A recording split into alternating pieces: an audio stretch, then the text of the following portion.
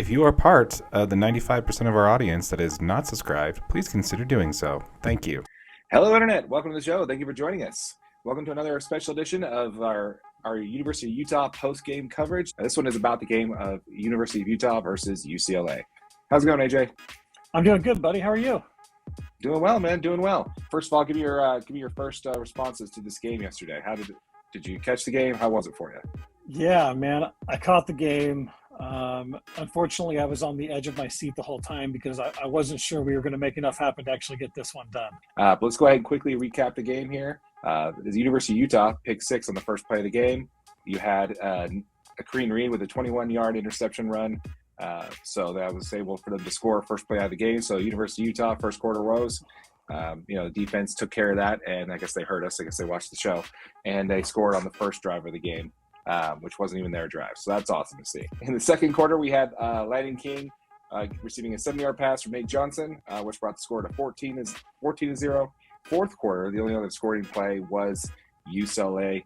Josiah Norton got a 17-yard pass from Dante Moore, which was the final scoring play of the game, bringing our final score 14-7. Go ahead and give me your overall feel on that. What you see in the game. What stuck out to you? I mean, what stuck out to me was this Utah defense is absolutely tremendous.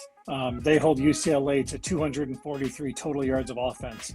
232 of that comes via pass, and only 9 total yards rushing in this game. That's just crazy.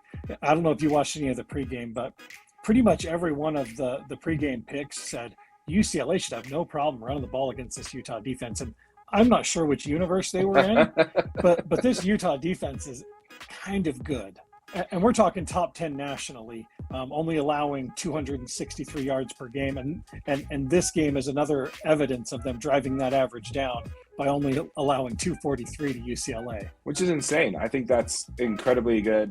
The Utah's defense, it's been a staple of this team, man. It's been the shining star for this team, absolutely. Again, with the 7 sacks that the defense got in this game, which is, I believe, a high for the season so far, which is impressive because UCLA's offense is no slouch. They're probably the best offense that Utah's faced so far this year.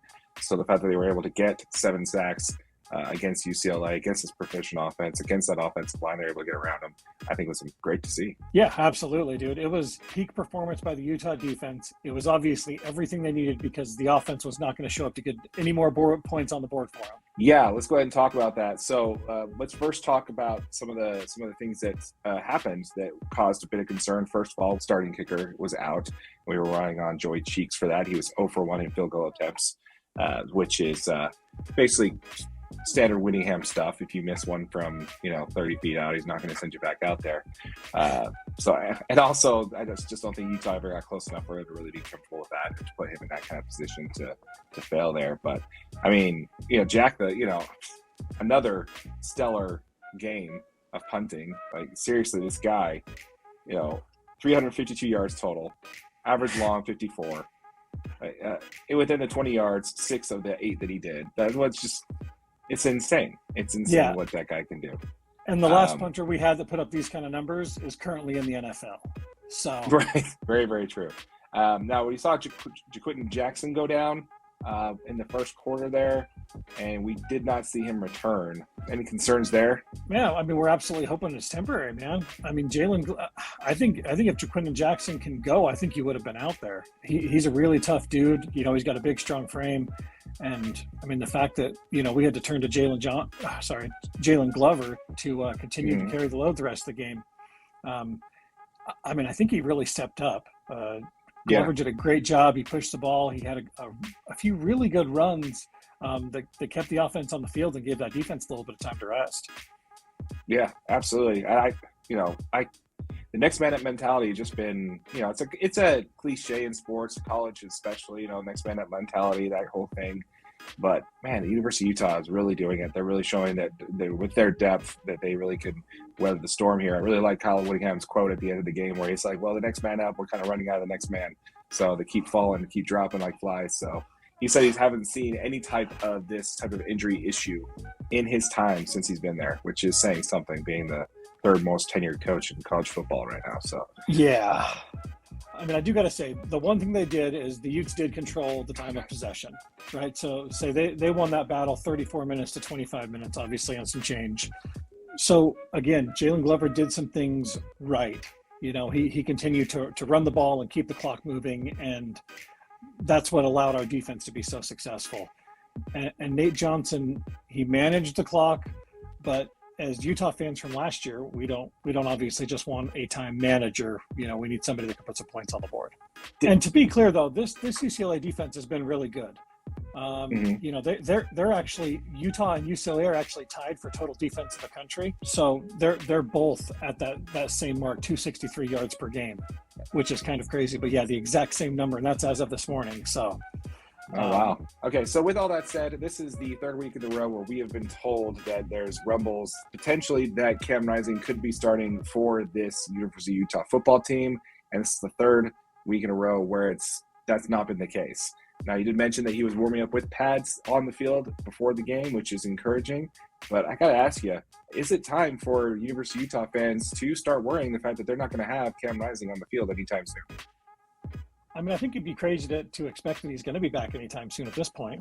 Like you said, it's been 3 weeks in a row now that we've been told he could potentially be ready this week. We're just hoping that when he does come back, he's plug and play and he's the Cam Rising from last season. To think that he's going to just not have any rust on him playing in the heart of this Pac-12 schedule, I think is a little bit absurd. So, we do got to be able to accept the fact that Nate Johnson could be our starting quarterback for a few more games. Right. And he's going to have to just power through and continue to manage games, because I don't know if we've got anything else other than that at this point. The Utah defense is going to be strong. They're going to hold teams and limit, their production and limit their scoring. But realistically, we've got to be able to put some points on the board. And I just hope that we can get that done with Nate Johnson. Do you see any path to success for Nate Johnson here in the shortcoming?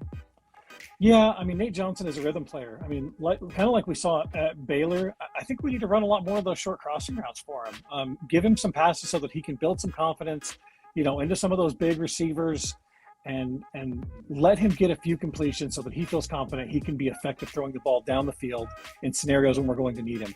Because you saw UCLA load the box up, and they were starting to stuff runs. I mean, there was just nothing we could do about it.